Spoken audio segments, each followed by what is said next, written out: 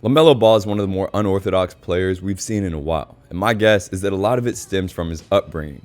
Playing against older players from a super young age and being forced to try things out and adapt his game, whether he was a 7th grader playing high school, a younger player playing in Lithuania, against European powerhouses like Žalgiris, or even in the NBL. And this has clearly helped him create a limitless mindset, some unique techniques, and an overall fun play style to watch and study. And we can all learn from some of these strategies.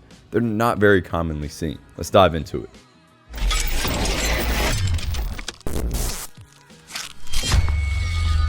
So first off, I want to point out some unique components of his handle. I'd say his claim to fame here is just how effortless it looks, and that's for a number of reasons that we'll dive into. First off, he plays with a pretty upright posture, which for taller guards especially can actually help sometimes. It not only helps him be taller and have a higher eye level to see the court at all times, where he can use his height to his advantage, but can also help him get into shots and floaters quickly, considering he shoots from a high joint angle, so he's already kind of there with his dribble. And in a way, it acts as a constraint for him to never go too fast. Some players who play in such a low, powerful position all the time can actually tend to move too fast, whereas Lamelo is constantly playing at a manageable speed as he's in this upright position. Then when he does need to get into a nice lean or lower position, like he does to turn the corner here, he can do so, and it often throws off the defense because they're not expecting that. You also notice that he's incredible at keeping the dribble alive, which keeps all of his options open. It makes it tough to predict when he'll take action, and he's fully in control here because rarely does anyone force him to pick it up and close off his options. Now, when it comes to a stop, he gets into some of the craziest deceleration angles I've ever seen. Like here, he really leans back with his feet all the way in front to sharply stop on a dime. This speaks to how quality of a mover he is, and how well he's able to distribute his weight effectively to start and stop. It also gives him an even position of his feet to then get into a step back or a quick shot. Speaking of angles, he's also unique in how he often takes wide angles like this on his drive and how well he does it. Other guards like SGA and smaller ones like, let's say, Fred VanVleet are constantly using tight angles to slip by, but most of LaMelo's drives are super wide here, which allow him to disengage from contact, use his speed, and then also throw off a defender who are used to tighter driving angles. But here's the key. Watch how he doesn't stay wide. After he gets that initial advantage, he's looking to curve back in front to his line to the basket. And with this, he also maintains his advantages super well. In other words, once he gets past the defender, he's great at using angles and physicality to stay in front rather than just using his speed to make it a race to the rim or to a spot. One of the more obvious qualities here is the width of his dribble too. He's constantly using his length and his wingspan to be deceptive with the ball and also protect by keeping it away. And you also see him with the ball behind him a lot like this, which allows him to double up protection by being wide and behind him, and also allows him to take more steps with a live dribble because the ball can really float in his hand for a while. And yes, this is legal. On these dribbles too, he also rotates a ton, which once again can create a nice deception, but also power as he's using this rotational movement to get a nice burst downhill. Rockets Training Center. Yeah, it is a palace of everybody. Which is part of the reason why this spin is so effective too. He's a great rotational athlete. And then lastly, this isn't necessarily his handle, but watch his pump fakes. It's something that's not super flashy, but every hooper should learn from, and he's able to get an advantage consistently using this to make his handle even easier. Just effort that situation. They had a good chance of winning that game. That game just evolved for them in the fourth quarter. Next, let's discuss his 4th level score. In other words, the short jumper floater level that's in between layups and mid-range.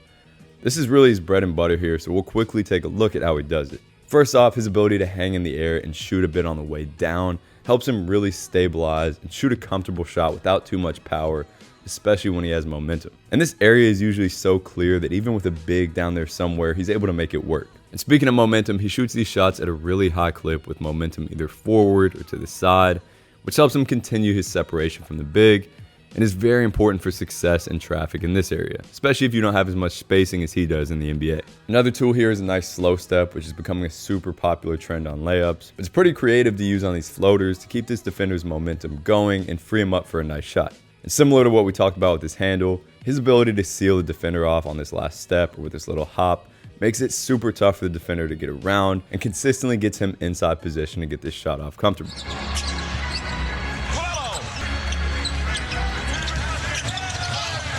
Next, we'll get a bit closer for his finishing ability, which more often than not starts with a one-hand pickup like this. Now, this isn't always applicable when there's less spacing down here since it's less protected from this defender, But when there is space here, this is a pretty nice option. It's a great way to bait them a bit into jumping early by showing it with one hand, so it makes it tougher to time defensively. It also allows them to keep it all the way from the defender while using this arm to fend off any reach or contact from the inside. And other times, it helps him get a full arm swing with this inside arm, helping him be more explosive with the jump while finishing away. He's also super creative with his pickups, and when the court does get tighter, is great at instinctually getting through these gaps with pickups to keep the ball away. Other times he'll find himself under the basket and has developed this low to the ground strategy to get to the other side, where most of his jump is oriented directionally to cover ground rather than up in the air. And lastly, his deceleration ability is crazy. We talked about the slow step earlier on floaters, but his ability to get into a jam, plant hard, and slow down to still finish is very impressive.